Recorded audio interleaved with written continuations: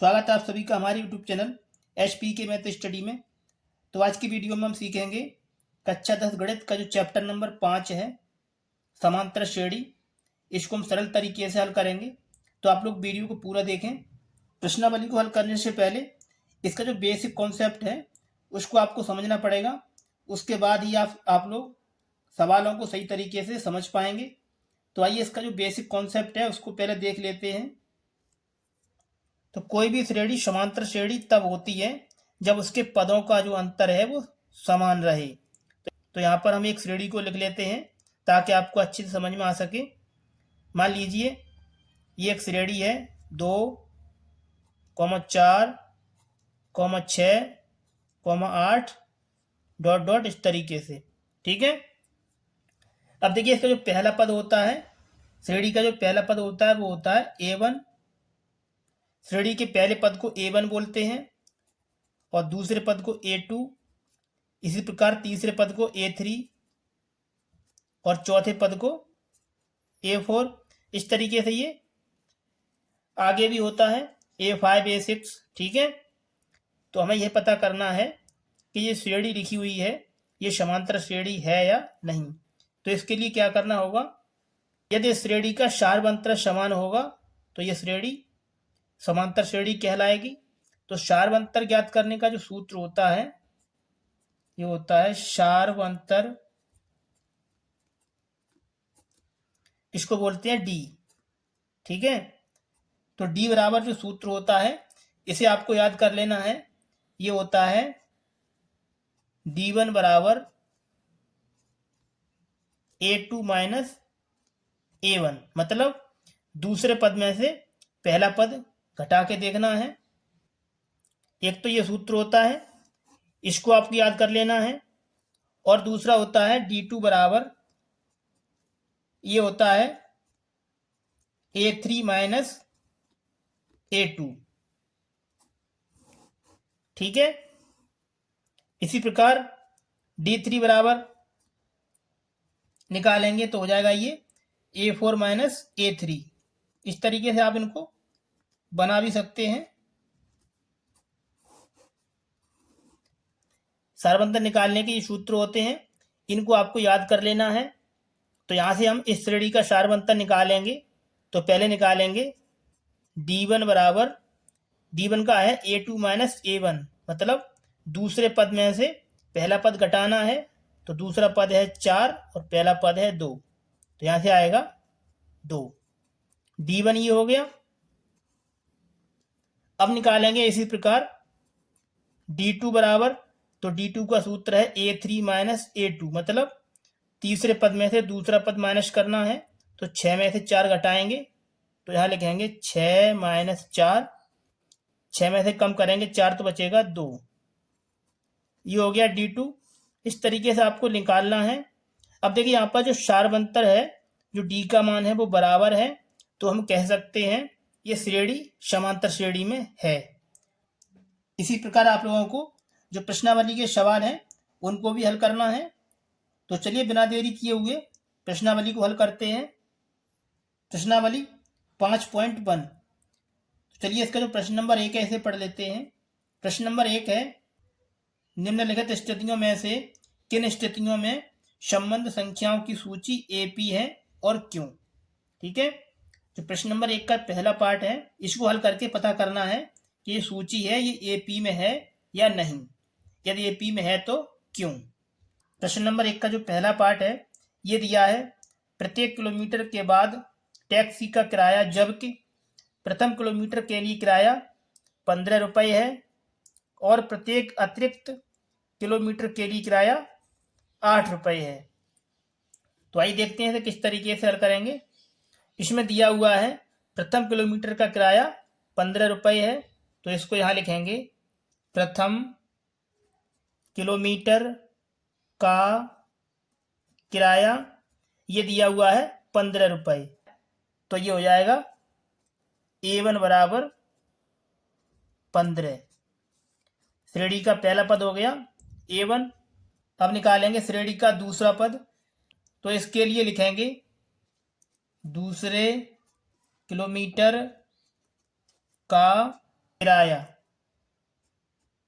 इसके लिए क्या करना है, प्रश्न में बोला है प्रत्येक अतिरिक्त किलोमीटर के लिए किराया 8 रुपये है।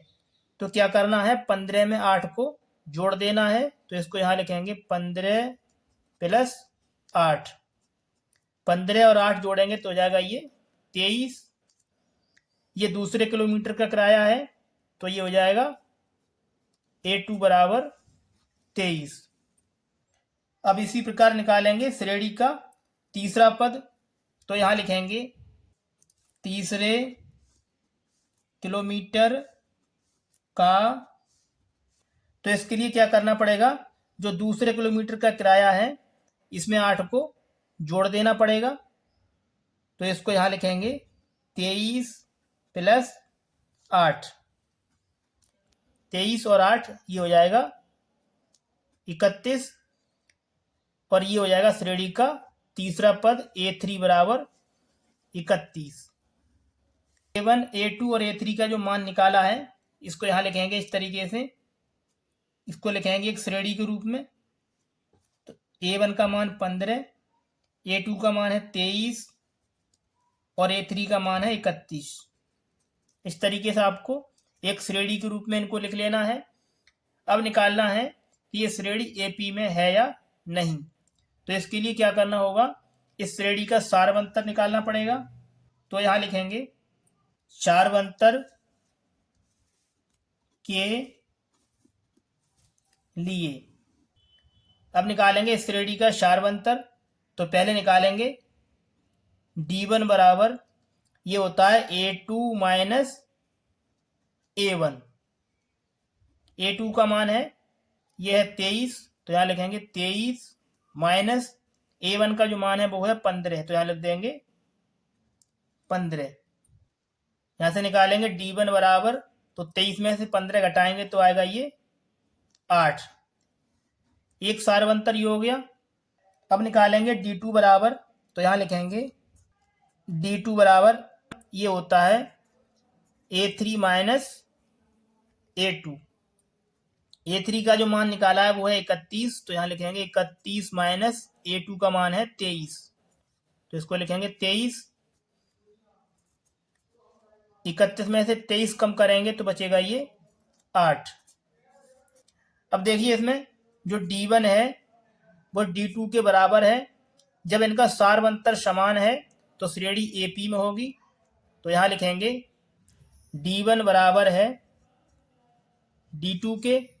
जब इनका सारवंतर समान है तो ये श्रेणी AP में होगी। तो यहाँ लिख देंगे सारवंतर समान है, अतः श्रेणी AP में होगी। इस तरीके से आपको हल करने के बाद लिख देना है। ये हो जाएगा इस प्रश्न का आंसर। चलिए आगे देखते हैं इसका अगला पार्ट। प्रश्न नंबर 1 का जो सेकंड पार्ट है ये दिया है, किसी बेलन में उपस्थित हवा की मात्रा जबकि वायु निकालने वाला पंप प्रत्येक बार बेलन की शेष हवा का 1/4 भाग बाहर निकाल देता है। ठीक है, तो आइए देखते हैं इसे किस तरीके से करेंगे। सबसे पहले आप लोगों को इस तरीके से एक बेलन को बना लेना है। बेलन में उपस्थित हवा की मात्रा को मान लेना है। तो इसको हम x मान लेते हैं।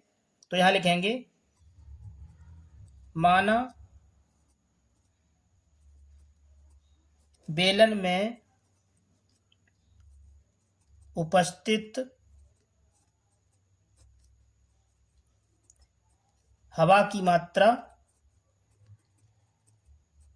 बराबर, इसको मान लेते हैं x है। ठीक है, इसका मतलब बेलन में जो हवा की मात्रा है वो कितनी है, x है।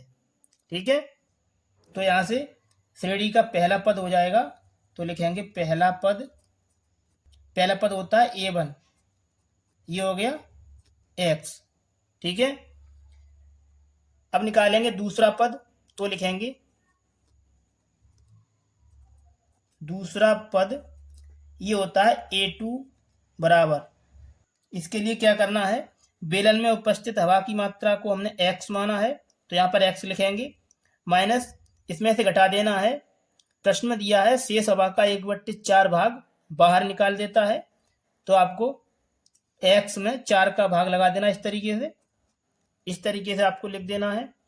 इसको आगे हल करेंगे तो x के बट्टे 1 लगाएंगे, तो 4 का गुणा करेंगे x के साथ तो आएगा 4x माइनस, अब करेंगे x का गुणा 1 के साथ तो आएगा x और बट्टे में आएगा 4 एकन 4। यहां से जो a2 का मान हो जाएगा 4x में से हम घटाएंगे 1x तो बचेगा ये 3x बट्टे 4। ये हो गया a2 का मान। अब निकालेंगे तीसरा पद, तो लिखेंगे तीसरा पद ये होता है a3 बराबर, इसके लिए क्या करना होगा, जो बेलन में शेष हवा की मात्रा है वो है 3x बट्टे 4, तो इसको लिखेंगे यहाँ पर 3x बट्टे 4। इसमें से घटाना है तो यहाँ माइनस चिन्ह लगाएंगे, इसमें से घटाएंगे 3x बट्टे 4। आगे प्रश्न में बोला है शेष हवा का 1/4 भाग बाहर निकाल देता है, तो इसमें 4 से इस तरीके से भाग कर देना है। अब इसको आगे हल करेंगे तो बनेगा 3x बट्टे 4 माइनस इस 4 का गुणा होगा 4 के साथ तो हो जाएगा ये 3x बट्टे 16। अब इसको आगे हल करेंगे तो हो जाएगा ये 4 का 16 का लेंगे लासापा तो आएगा ये 16, 4 से करेंगे भाग 16 में तो जाएगा ये 4 बार, तो गुणा करेंगे 4 का 3 के साथ तो आएगा 4 तिया 12x माइनस, अब करेंगे 16 का 16 में भाग तो जाएगा 1 बार, तो यहाँ पर आएगा 3x। इसको आगे हल करेंगे तो 12x में से घटाएंगे 3x तो बचेगा ये 9x बट्टे 16। ये हो गया श्रेणी का तीसरा पद a3। अब निकालना है कि जो श्रेणी है ये AP में है या नहीं, तो इसके लिए हमें इन पदों का सारवंतर निकालना पड़ेगा। तो लिखेंगे सारवंतर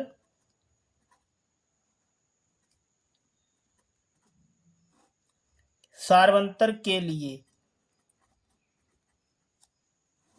ठीक है, सारवंतर निकालेंगे। ये होता है D1 बराबर, ये होता है A2 माइनस A1। यहाँ लिखेंगे D1 बराबर A2 का जो मान है इसको लगाएंगे, ये है 3x बट्टे 4, इसको लिखेंगे यहाँ पर 3x बट्टे 4 माइनस A1 का मान है x, तो इसको लगाएंगे यहाँ पर। इसको आगे हल करेंगे तो इसके बट्टे 1 लगाएंगे, गुणा करेंगे 3x का 1 के साथ तो आएगा ये 3x माइनस, अब करेंगे x का गुणा 4 के साथ तो आएगा ये 4x और बट्टे में आएगा 4 एकन 4। यहाँ से D1 का जो मान है वो आएगा 4x में से घटाएंगे 3x तो बचेगा माइनस का x बट्टे 4। ये हो गया D1 का मान। अब निकालेंगे D2, तो लिखेंगे D2 बराबर ये होता है, इसका सूत्र होता है A3 माइनस का A2। A3 का जो मान है ये लिखा है 9x बट्टे 16, इसको लिखेंगे यहाँ पर, ये है 9x बट्टे 16 माइनस A2 का मान है 3x बट्टे 4, तो इसको लगाएंगे यहाँ पर 3x बट्टे 4। अब इसको आगे हल करेंगे तो बनेगा ये 16 का और 4 का लेंगे लासापा तो आएगा 16, 16 से करेंगे 16 में भाग तो जाएगा 1 बार, तो यहाँ आएगा 9x माइनस, अब करेंगे 4 का भाग 16 में तो जाएगा ये 4 बार, तो 4 तिया 12x। यहाँ से निकालेंगे D2 बराबर, तो 12x में से कम करेंगे 9x तो बचेगा ये माइनस का 3x बट्टे 16। ये हो गया D2 का मान। अब देखिए इसमें जो D1 है वो D2 के बराबर नहीं है, जब इनका सारवंतर समान नहीं है तो श्रेणी AP में नहीं होगी। तो यहाँ लिखेंगे यहाँ D1 बराबर नहीं है D2 के, क्योंकि D1 का मान है माइनस x बट्टे 4 और D2 का मान है माइनस 3x बट्टे 16, तो ये आपस में बराबर नहीं है, तो इनको इस तरीके से लिख देना है। अतः अब लिखेंगे अतः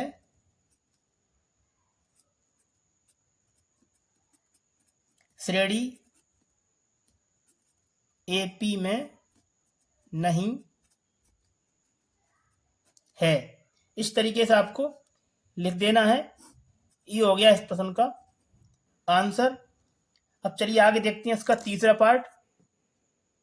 प्रश्न नंबर पहले का जो तीसरा पार्ट है ये दिया है, प्रत्येक मीटर की खुदाई के बाद एक कुआं खोदने में आई लागत, जबकि प्रथम मीटर खुदाई की लागत 150 रुपये है और बाद में प्रत्येक मीटर खुदाई की लागत 50 रुपये बढ़ती जाती है। तो आइए समझते हैं इसे किस तरीके से हल करेंगे। देखिए इसमें दिया हुआ है प्रथम मीटर की खुदाई की लागत 150 रुपये है, तो यहां लिखेंगे दिया है प्रथम मीटर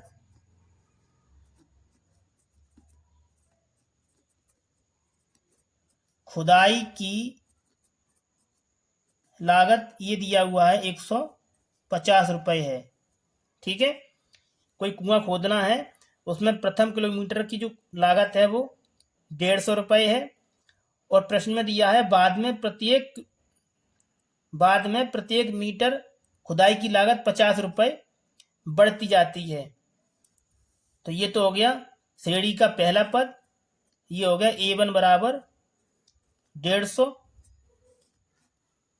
अब निकालेंगे श्रेणी का दूसरा पद, तो लिखेंगे दूसरा पद ये होता है A2 बराबर, प्रश्न में दिया हुआ है कि प्रत्येक मीटर खुदाई की लागत 50 रुपये बढ़ जाती है। तो पहले मीटर की लागत 150 रुपये है, तो इसको लिखना है यहाँ पर प्लस, ये लिखा है 50, इसको इसमें प्लस कर देना है। तो 150 और 50 हो जाएगा ये 200। ये हो गया A2 का मान।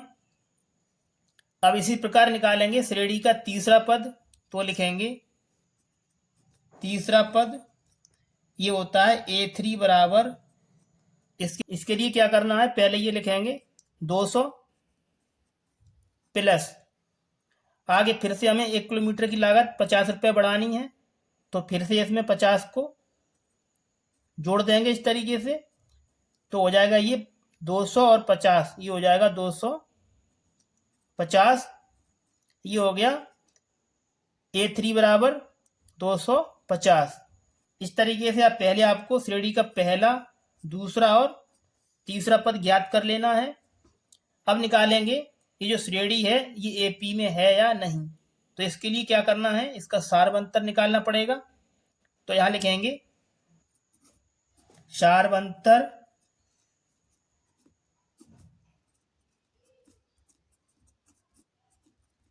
सारवंतर के लिए, तो सारवंतर का जो सूत्र है ये होता है D1 बराबर A2 माइनस A1। यहाँ लगाएंगे A2 का मान, तो A2 को निकाला है 200, तो यहाँ लिख देंगे 200 माइनस A1। A1 दिया हुआ है इसमें 150, तो इसको यहाँ लिखेंगे 150। 200 में से कम करेंगे 150, तो बचेगा 50। ये हो गया पहला सारवंतर D1 का मान। अब इसी प्रकार निकालेंगे दूसरा सारवंतर, तो लिखेंगे D2 बराबर ये होता है A3 माइनस A2। यहां से A3 का जो मान है ये निकाला है 250, तो इसको लिखेंगे यहाँ पर 250 माइनस A2। A2 का मान निकाला है 200, तो इसको लिखेंगे यहाँ पर 200। इसको आगे हल करेंगे तो 250 में से 200 कम करेंगे तो बचेगा ये 50। ये हो गया D2 का मान। अब देखिए इसमें जो D1 है वो D2 के बराबर है। जब सारवंतर समान होता है तो श्रेणी AP में होती है। तो यहां लिखेंगे अतः सारवंतर समान है। अतः सारवंतर समान है। जब सारवंतर समान है तो ये श्रेणी AP में हो जाएगी। तो लिखेंगे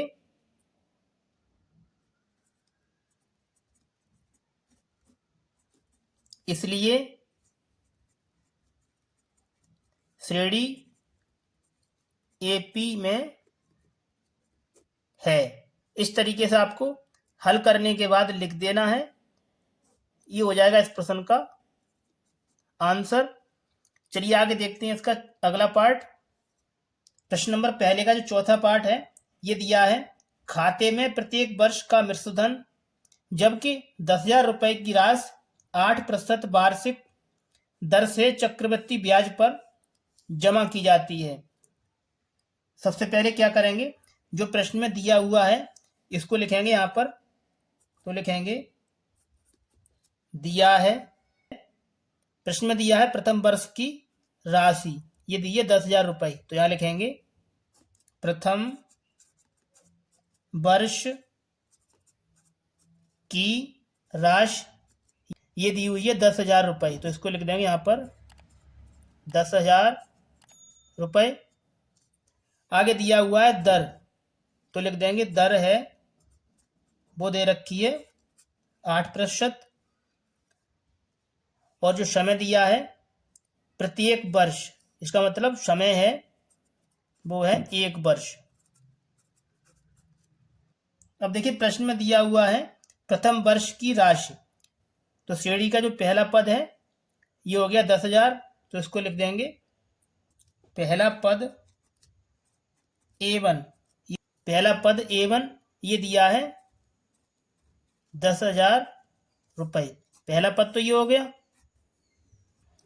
अब निकालेंगे हम दूसरा पद, तो इसके लिए पहले निकालना पड़ेगा दूसरे वर्ष का ब्याज। तो यहां लिखेंगे दूसरे वर्ष का ब्याज बराबर, इसके लिए सूत्र लगाएंगे, ये होता है मूलधन गुणा दर गुणा समय बट्टे 100। इसलिए लिखा है मूलधन, तो मूलधन है इसमें 10,000 रुपए। जो प्रथम वर्ष की राशि है ये हमारा मूलधन है, तो इसको यहाँ लगाएंगे 10,000 गुणा दर, दर इसमें है 8%, समय इसमें दिया है 1 वर्ष और बट्टे 100। देखिए यहाँ से 2 जीरो कट जाएंगे तो इनको इस तरीके से काट देंगे। यहाँ से बचा 100, गुणा करेंगे 100 का 8 में तो आएगा ये 800। ये है दूसरे वर्ष का ब्याज, तो इसको यहाँ लिख देंगे दूसरे वर्ष का ब्याज, ये है 800 रुपये। अब निकालेंगे दूसरे वर्ष की राशि, तो लिखेंगे दूसरे वर्ष की राशि बराबर, इसके लिए क्या करना है, जो प्रथम वर्ष की राशि दी है उसमें इस ब्याज को जोड़ देंगे। तो लिखेंगे 10,000 प्लस 800, इस तरीके से आपको करना है। 10,000 में 800 जोड़ेंगे तो हो जाएगा ये 10,800। तो यहाँ लिख देंगे दूसरे वर्ष की राशि, ये हो जाएगी 10,800। तो इसको हम कह सकते हैं ये है श्रेणी का दूसरा पद, तो हो जाएगा ये A2 बराबर 10,800। अब निकालेंगे हम इसी प्रकार तीसरे वर्ष का ब्याज, तो लिखेंगे तीसरे वर्ष का ब्याज बराबर, तीसरे वर्ष का ब्याज निकालने के लिए एक बार फिर से हम इसी सूत्र का प्रयोग करेंगे। तो यहाँ लिखेंगे मूलधन गुणा दर गुणा समय बट्टे 100। अब देखिए तीसरे वर्ष के लिए जब ब्याज निकालेंगे तो इसके लिए मूलधन हो जाएगा 10,800। ठीक, यहाँ लिखेंगे 10,800 गुणा दर, दर वही रहेगा 8%, तो इसको लगाएंगे। समय है इसमें 1 वर्ष, तो यहाँ लिखेंगे 1 और बट्टे 100। इसको आगे हल करेंगे तो 0 से 0 काट देंगे, ये इस तरीके से आपको काट देना है। अब यहाँ से बचा 108, इसको लिखेंगे और 8 एकन 8। ठीक है, 108 का गुणा करेंगे 8 के साथ तो आएगा ये, पहले करेंगे गुणा 8 का 8 में तो आएगा 64 और 8 एकन 8। ये हो गया तीसरे वर्ष का ब्याज। तो इसको यहां लिख देंगे तीसरे वर्ष का ब्याज। ये हो गया 864। अब निकालेंगे हम तीसरे वर्ष, अब निकालना है आपको तीसरे वर्ष की राशि। तो यहां लिखेंगे तीसरे वर्ष की राशि बराबर,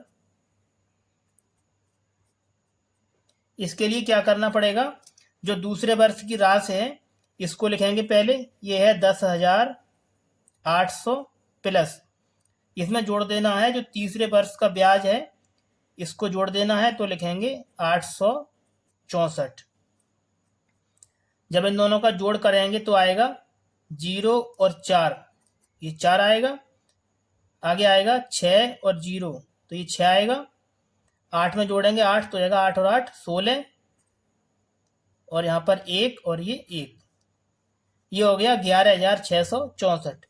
ये आपकी तीसरे वर्ष की राशि। तो यहाँ लिख देंगे तीसरे वर्ष की राशि। ठीक है, ये 3 का मान हो गया 11,664। तो अब आगे लिखेंगे जो A1 A2 और A3 का मान है इसको तो इसको यहाँ पर लिखना है A1, A2, A3 dot dot, यहाँ लिखेंगे A1 का मान, A1 का मान है 10,000 तो इसको यहाँ लिखेंगे 10,000। A2 का जो मान है ये दिया है 10,000, ये निकाला A2 का मान निकाला 10,800, इसको लिखेंगे, और A3 को निकाला है 11,664, इसको लिख देंगे। अब निकालना है कि जो श्रेणी है ये AP में है या नहीं। तो इसके लिए हमें क्या करना होगा, इस श्रेणी का हमें सारवंतर ज्ञात करना है। तो यहाँ लिखेंगे सारवंतर के लिए जो D1 है इसको निकालेंगे। तो D1 का जो सूत्र है ये होता है A2 माइनस A1। A2 का मान है 10,800 तो इसको लिखेंगे यहाँ पर माइनस A1, A1 का मान है 10,000, इसको घटाएंगे तो बचेगा ये 800, ये हो गया D1 का मान।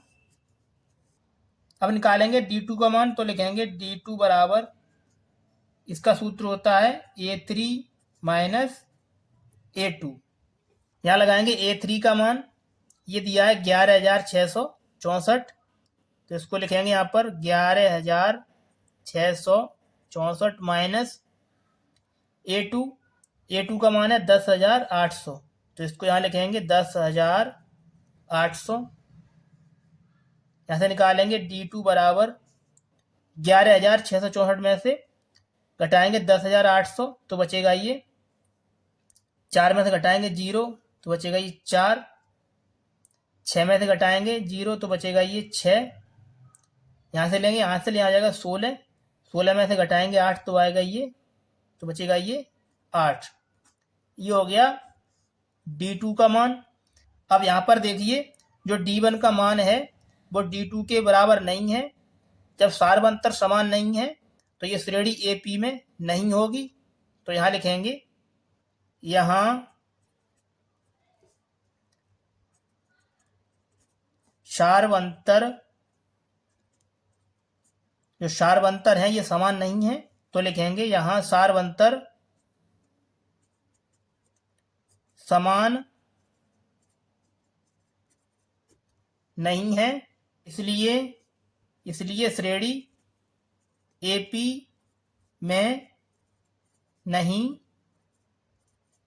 है। इस तरीके से आपको हल करने के बाद इस प्रश्न का आंसर कर देना है। ये हो जाएगा इस प्रश्न का आंसर।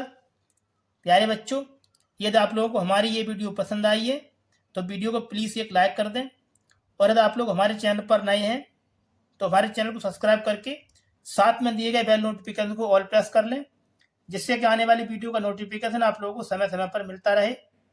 तो चलिए आगे बढ़ते हैं और देखते हैं इसका प्रश्न नंबर 2। प्रश्न नंबर 2 ये दिया है, दी हुई एपी के प्रथम 4 पद लिखिए जबकि प्रथम पद ए और सारवंतर डी निम्नलिखित है। प्रश्न नंबर 2 के ये 5 पार्ट दिए हुए हैं, इन सभी में ए और डी का मान दिया हुआ है, तो श्रेणी के प्रथम 4 पद ज्ञात करने हैं। तो आइए इसका जो पार्ट नंबर 1 है इसको देख लेते हैं। इसमें दिया है ए बराबर 10 और डी बराबर 10, तो हमें श्रेणी के 4 पद लिखने हैं। तो आइए देखते हैं किस तरीके से इसको हल करना है। प्रश्न नंबर 2 का जो पहला पार्ट है इसमें दिया है ए बराबर 10 और डी बराबर 10, तो हमें श्रेणी के प्रथम 4 पद ज्ञात करने हैं। तो श्रेणी का जो व्यापक रूप होता है इसको लिखेंगे श्रेणी का व्यापक रूप, ये होता है ए प्लस टी, ए प्लस 2d, ए प्लस 3d, कॉमा ए प्लस, इस तरीके से ये आगे भी होता है। इसमें जो ए है प्रथम पद ये पहले से दिया हुआ है, तो आपको इन 4 पदों को निकालना है। तो 4 पद ज्ञात करने के लिए आपको क्या करना होगा, जो ए का और डी का मान दिया हुआ है इसको इस श्रेणी में रख देना है।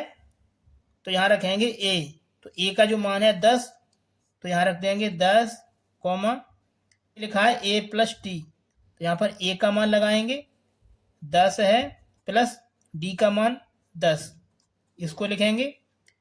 आगे लिखा हुआ है ए प्लस 2d, तो यहाँ ए का मान लगाएंगे 10 प्लस 2 गुणा डी का मान है 10, इसको लिख देंगे। ए का मान 10 प्लस ये लिखा है 3 गुणा डी का मान 10, इसको लिखेंगे। तो यहाँ ए का मान लगाएंगे प्लस 4 गुणा डी का मान 10, ठीक है। इसको हल करेंगे तो आएगा ये 10, 10 और 10 20। अब इसको हल करेंगे तो 10 दूनी 20 और 20 और 10 30, तो हो जाएगा ये 30। अब इसको हल करेंगे तो पहले करेंगे 10 तियो 30 और 30 में जोड़ेंगे 10, तो हो जाएगा ये 40। अब यहाँ से निकालेंगे तो पहले गुणा करेंगे 10 का 4 में, तो आएगा 10 चौक 40 और 10 50, 20 30 40 और 50, ये हो जाएंगे आपके श्रेणी के अगले 4 पद, और ये हो गया इस प्रश्न का आंसर। इस तरीके से आप लोगों को श्रेणी के अगले 4 पद ज्ञात कर देने हैं। चलिए आगे बढ़ते हैं और देखते हैं इसका सेकंड पार्ट। प्रश्न नंबर 2 का जो दूसरा पार्ट है इसमें दिया है ए बराबर -2 और डी बराबर 0। इसमें भी हमें श्रेणी के 4 पद लिखने हैं। सबसे पहले लिखेंगे हल। श्रेणी के अगले 4 पद निकालने के लिए सबसे पहले आपको श्रेणी का व्यापक रूप लिखना पड़ेगा। तो यहाँ लिखेंगे श्रेणी का व्यापक रूप, श्रेणी का व्यापक रूप ये होता है ए कॉमा ए प्लस डी, ए प्लस 2d, ए प्लस 3d,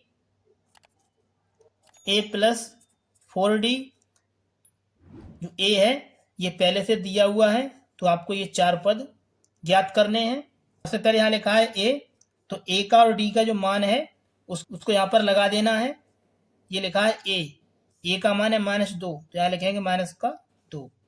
ये लिखा है ए प्लस डी, तो ए का मान है -2 और डी का मान दिया है 0। अब इसमें लगाएंगे ए और डी का मान, तो ए का मान -2 प्लस 2 गुणा डी का मान 0। इसमें लगाएंगे ए का और डी का मान, तो ए का मान है -2 प्लस 3 गुणा डी, डी का मान है 0। अब इसमें लगाएंगे ए और डी का मान, ए का मान -2 प्लस 4 गुणा डी का मान 0 डॉट डॉट। इसको हल करेंगे तो ये लिखा है -2, -2 में जोड़ेंगे 0 तो -2 ही रहेगा, -2 गुणा करेंगे 2 का 0 में तो 0 आएगा, और 0 को जोड़ेंगे -2 में तो 2 ही रहेगा। अब यहाँ से निकालेंगे तो गुणा करेंगे 3 का 0 में तो 0 आएगा, 0 को जोड़ेंगे -2 में तो ये -2 ही आएगा। गुणा करेंगे 4 का 0 में तो 0 आएगा, 0 को जोड़ेंगे -2 में तो -2 आएगा। आपको निकालने हैं श्रेणी के 4 पद। तो देखिए श्रेणी के 4 पद ये हो जाएंगे यहाँ से लेकर यहाँ तक। ये हो गया आपका इस प्रश्न का आंसर। इस तरीके से आप लोगों को श्रेणी के अगले 4 पद ज्ञात कर देने हैं। चलिए आगे बढ़ते हैं और देखते हैं इसका तीसरा पार्ट। पहले का जो तीसरा पार्ट है ये दिया है a बराबर 4 और d बराबर 3। अब देखिए किस तरीके से करना है। इसमें लिखना है श्रेणी के 4 पद। तो सबसे पहले लिखेंगे श्रेणी का व्यापक रूप। तो यहाँ लिखेंगे श्रेणी का व्यापक रूप, ये होता है a, a plus D, a plus 2d, a plus 3d, a plus 4d। अब देखिए आगे क्या करना है। इसमें a और d का जो मान है ये रख देना है। तो यहाँ लिखेंगे a का मान ये दिया है 4, तो यहाँ रख देंगे 4, a प्लस d, a का मान है 4 और d का मान है -3। तो इसको लिखेंगे यहाँ पर a का मान 4 प्लस 2 गुणा d का मान है -3। यहाँ लगाएंगे a का मान 4 है प्लस 3 गुणा d का मान है -3। तो इसको लगाएंगे a का मान 4 है प्लस 4 गुणा d का मान है -3 डॉट डॉट। इस तरीके से आपको पहले a और d का मान रख देना है।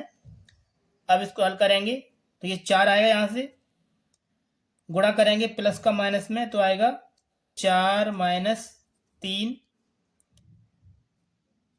यहाँ हल करेंगे तो 4 गुणा करेंगे 2 का 3 में तो आएगा -6, ये 4 लिखा है इसको लिखेंगे। आगे गुणा करेंगे 3 का 3 में तो आएगा -9, ये 4 लिखा है इसको लिखेंगे। गुणा करेंगे 4 का -3 के साथ तो आएगा -4 तिया 12। अब इसको आगे हल करेंगे तो ये 4 आएगा, 4 में से घटाएंगे 3 तो बचेगा 1, -6 में से घटाएंगे +4 तो बचेगा -2, -9 में से घटाएंगे +4 तो बचेगा -5। ये लिखा -12, -12 में से हम +4 घटाएंगे तो बचेगा -8। अब देखिए इसमें ज्ञात करने हैं श्रेणी के 4 पद। तो ये तो पहला पद है a, ये इसमें दिया हुआ है पहले से। तो श्रेणी के 4 पद यहाँ से हो जाएंगे। एक पहला पद ये 1, -2, -5 और -8, ये है श्रेणी के 4 पद। इस तरीके से आपको कर देना है। ये हो गया इस प्रश्न का आंसर। चलिए आगे देखते हैं इसका चौथा पार्ट। दूसरे का चौथा पार्ट ये दिया है। इसमें दिया है a बराबर -1 और d बराबर 1/2। इसमें भी हमें श्रेणी के 4 पद लिखने हैं। तो सबसे पहले लिखेंगे श्रेणी का व्यापक रूप। ये होता है श्रेणी का व्यापक रूप, ये होता है a plus d, a plus 2d, a plus 3d, a plus 4d। अब देखिए आगे क्या करना है। इसमें a और d का जो मान दिया है इसको लगाएंगे। यहाँ लिखेंगे a का मान ये है -1, a प्लस d, यहाँ a का मान -1 और प्लस d का मान 1/2। 2। इस तरीके से ये मान रख देने हैं। ए का मान -1 प्लस 2 गुणा डी का मान 1/2। यहाँ लगाएंगे ए का मान -1 प्लस 3 गुणा डी का मान 1/2। यहाँ लगाएंगे ए का मान -1 प्लस डी का मान है +4 गुणा डी का मान 1/2। अब इसको हल करेंगे तो बनेगा -1 इसके बट्टे 1 लगाएंगे तो गुणा करेंगे 2 का -1 के साथ तो आएगा -2 +1 और बट्टे में आएगा 2। ठीक है, ये लिखा है -1 प्लस, ठीक है, 2 से 2 कट रहा है तो इसको काट देना है, तो यहाँ से बचेगा +1। अब इसको हल करेंगे तो -1 ये लिखा है प्लस गुणा करेंगे 3 का 1 के साथ तो जाएगा 3/2। ठीक है, ये लिखा है -1 इसको लिखेंगे प्लस 2 से करेंगे भाग 4 में तो जाएगा 2 बार, तो यहाँ से आएगा +2। ये लिखा है -1 कॉमा -2 में से हम +1 घटाएंगे तो बचेगा -1/2। -1 और +1 ये कट जाएगा तो यहाँ से बचेगा 0। इसके बट्टे 1 लगाएंगे तो गुणा करेंगे 2 का माइनस के साथ तो आएगा -2 और ये +3 आएगा, 3 एकन और 2 एकन 2। प्लस के 2 में से -1 कम करेंगे तो बचेगा +1। यहाँ से हल करेंगे तो -1 ये -1/2 ये 0 प्लस के 3 में से घटाएंगे -2 तो बचेगा +1/2 और ये +1। तो पहला पद हो जाएगा -1/2, दूसरा हो जाएगा 0 और तीसरा हो जाएगा 1/2 और चौथा पद हो जाएगा +1। इस तरीके से आपको श्रेणी के 4 पद ज्ञात कर लेने हैं। ये हो गया इस प्रश्न का आंसर। चलिए आगे देखते हैं इसका अगला पार्ट। दूसरे का जो 5वां पार्ट है ये दिया है, इसमें दिया है a बराबर -1.25 और d का मान है -0.25। तो हमें a और d की सहायता से श्रेणी के 4 पद ज्ञात करने हैं। तो आइए देखते हैं इसे किस तरीके से करेंगे। आप लोग यहाँ पर लिख लेना है हल। श्रेणी के 4 पद ज्ञात करने के लिए जो श्रेणी का व्यापक रूप है इसको लिखेंगे। तो यहाँ लिखेंगे श्रेणी का व्यापक रूप ये होता है a plus d, a plus 2d, a plus 3d, a plus 4d। अब आगे क्या करना है, a और d का जो मान दिया है उसको इस श्रेणी में रख देना है।